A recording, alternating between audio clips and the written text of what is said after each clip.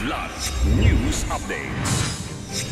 Mga balita ngayon, pagsunog ng heavy equipment sa Himamaylan, Negros Occidental, inako ng NPA. 6.8 million pesos na halaga ng hinihinalang shabu kumpiskado sa Sampaloc buy-bust operation. 2 suspect arestado. Dedicated student lanes sa MRT-3 at LRT-2 sinimulan na ng Department of Transportation.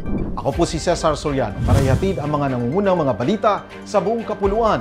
Ngayon, sinunog ang 2 dump truck at isang backhoe sa Sitio Medel, Barangay Carabalan, Himamaylan City, Negros Occidental, Kamakailan, at inako ng Romeo Nanta Command, New People's Army o RNC-NPA ang pananagutan sa insidente na anilay parusa sa umano'y mapanirang quarry operation sa Paniplan River. Ayon sa grupo, ang kagamitan na tinatayang 11 million pesos ang halaga, ngunit 9 million pesos naman ayon sa Bureau of Fire Protection o BFP, ay pagmamayari ng punong barangay na si Mildred Titular at ginagamit umano sa quarrying na nagdudulot ng matinding pinsala sa ilog, pagkawala ng patubig sa mga bukirin at hirap sa pagtawid ng mga residente. Giit ng RNC-NPA, babala ito laban sa mga proyekto na inuuna ang kita kaysa karapatan at kabuhayan ng komunidad. Kinumpirma ng BFP na ipadadala ang ash samples sa Quezon City para sa masusing pagsusuri kung paano nagsimula ang sunog. Patuloy ang investigasyon ng mga otoridad sa insidente.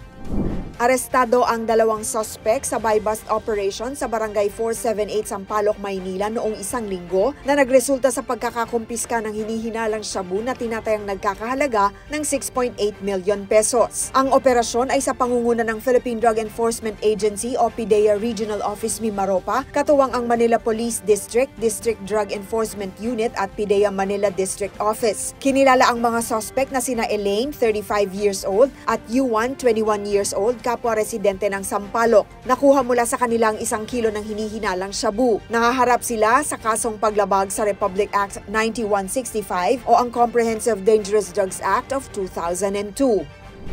Upang mabawasan ang pila at maiwasan ang abala sa mga estudyante at iba pang mananakay, naglagay na ng dedicated lanes ang Light Rail Transit Line 2 o LRT-2 at Metro Rail Transit Line 3 o MRT-3 sa kanilang mga istasyon na nagsimula noong 1 linggo.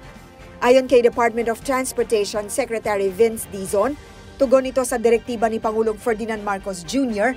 na gawing mas maginhawa ang biyahe ng mga estudyante, lalo na't sila'y may 50% discount sa pasaheng hanggang 2028. Layunin ng mga espesyal na linya na pabilisin ang pagbili ng single journey ticket ng mga estudyante at maiwasan ang pagka-late sa klase. Sa kabilang banda, magpapatupad din ng mas maayos na queuing system ang Light Rail Manila Corporation para sa LRT-1. Ipinunto ni Dizon na mahalaga ang mabilis at episyenteng serbisyo lalo na sa oras ng pasukan upang masiguro ang kaligtasan at kaginhawahan ng mga mag-aaral. Para sa Kidlat News Channel, ako si Rosalyn Sinchonco, nag-uulat. ako po si Cesar Soriano, kasama nyo sa bawat pagputo ng balita.